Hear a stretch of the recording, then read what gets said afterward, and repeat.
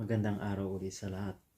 Doon sa mga nagtatanong, lang nagme-message, kung paano ba talaga makapag-apply ng trabaho papunta dito sa New Zealand. Bigyan ko lang kayo ng update tungkol sa sitwasyon namin ngayon dito sa New Zealand. Dito po, ang sitwasyon namin ngayon dumaan sa recession. Higit sa taon na, recession. Medyo taghirap kung iisipin. Kasi maraming nawalan ng trabaho, maraming natambay sa bahay, walang trabaho, at wala pa masyadong mga project. Kaya yun ang ibig sabihin ng recession. Kumbaga, kunti yung trabaho, walang mga trabaho, tambay ka sa bahay. Ngayon, maraming nagtanong kung paano ba kami makapag-apply papunta dyan. At bakit walang nag-hire sa amin kahit maraming trabaho sa online. Bigyan ko lang kayo ng idea kung bakit mag-search ka sa online, maraming trabaho, pero wala mang employer na mag-hire sa iyo. Ito po ang pinakadahilan. Kasi po yung mga employer, kailangan po nilang magpa-advertise sa online.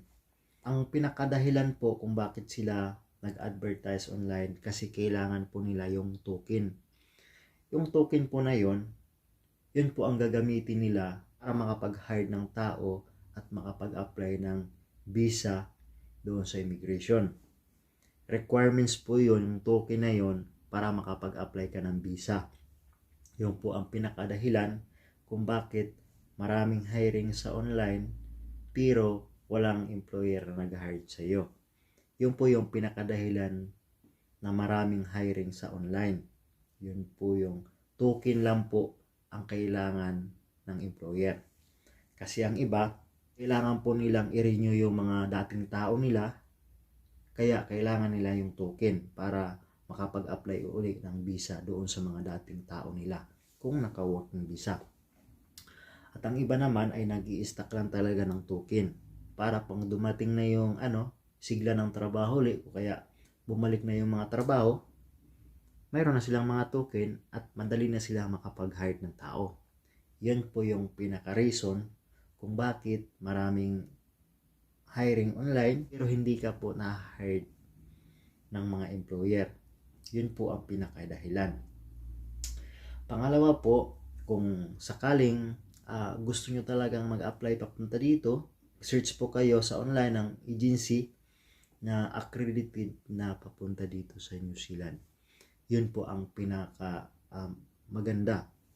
Mag-search po kayo ng agency at mag-apply po kayo kasi po ang ibang employer ngayon sa New Zealand, kumbaga nag-reserve na ng tao kasi unti-unti na pong bumabalik yung mga trabaho dito sa New Zealand. Unti-unti po, hindi pa po naman talaga pero unti-unti na po siyang bumabalik. Kaya yung iba, nagre-reserve na ng tao para kung sakaling kailanganin na nila, madali na silang makakuha ng tao. Yun po ang yung po ang pinakadahilan. Kaya mag-apply po kayo online diyan sa Pilipinas.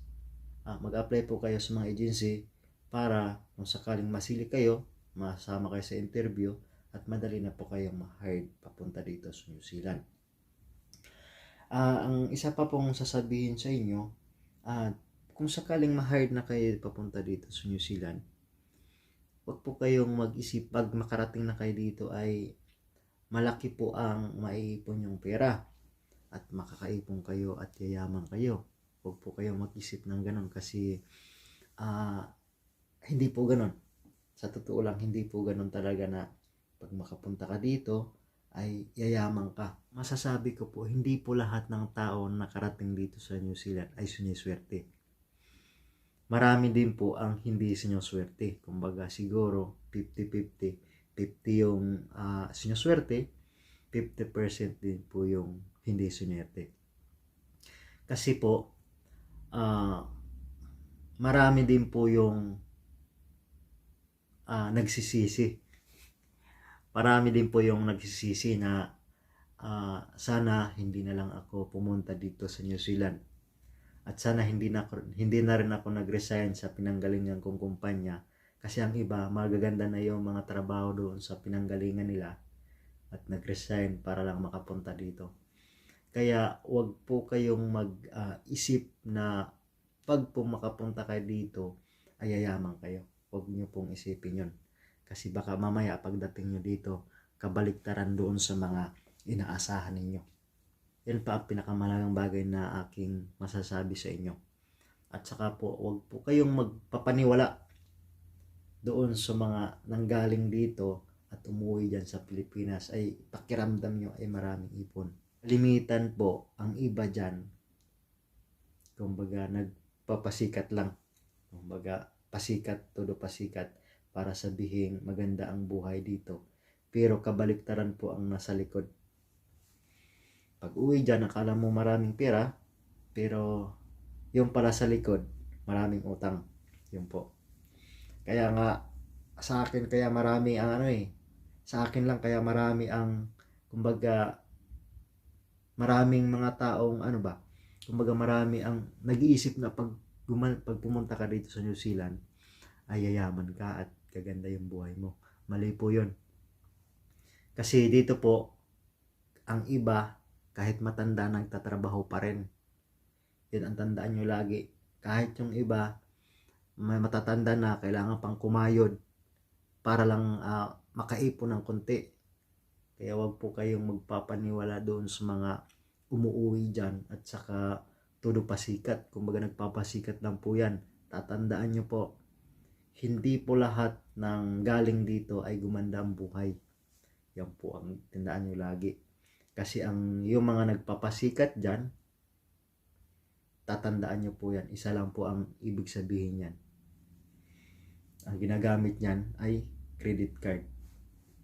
Yung lalo na lang makikita mo ay ganda ng buhay, pero hindi po yan. Kalokohan yan. Wag po kayong magpapaniwala dyan. Kaya ang masasabi ko sa inyo, kahit saan tayong pupunta, at saka kahit saan tayo pupunta, kung hindi ka talaga marunong mag-ipon, wala ka talagang ipon. Yan ang tandaan nyo. Kaya doon sa mga magaganda na ang trabaho, ang masasabi ko, kung ikaw ay maganda na yung trabaho mo dyan sa Pilipinas, at kumbaga hindi ka naman kinakapos, dyan ka na. Kumbaga, kahit saan bansa ka, kung ang masasabi ko sa iyo, kung hindi ka naman kinakapos at saka hindi ka naman na-stress sa trabaho mo, diyan ka na. Huwag ka nang mangahas na pupunta pa sa ibang lupalop. Kasi hindi lahat ng pagkakataon ay sumasabay sa swerte mo. Malamang baka iba yung mapuntahan mo doon sa inaasahan mo. Kaya yun lang masasabi ko. Kaya huwag kayong masyadong atat na makarating dito. Kasi dito, wala namang sa akin lang. Wala namang nabago. Para sa akin wala namang bago talaga. Kumbaga, sa akin lang, wala naman talagang bago pag makarating ka dito. Ang madatnan mo dito, bayarin. Lalo na pag mawala ka ng trabaho. Lalo na kung katulad sa amin na palipat-lipat ng site tapos minsan walang trabaho, ay kung wala kang ipon talaga, kung wala kang ipon ay may stress ka. Marami na pong umuwi na galing dito, na umuwi dyan sa Pilipinas na zero balance. Marami pong nai-stress dito na umuwi na dyan sa Pilipinas. Yun po ang tandaan ninyo. Kaya hanggang dyan lang. Maraming salamat.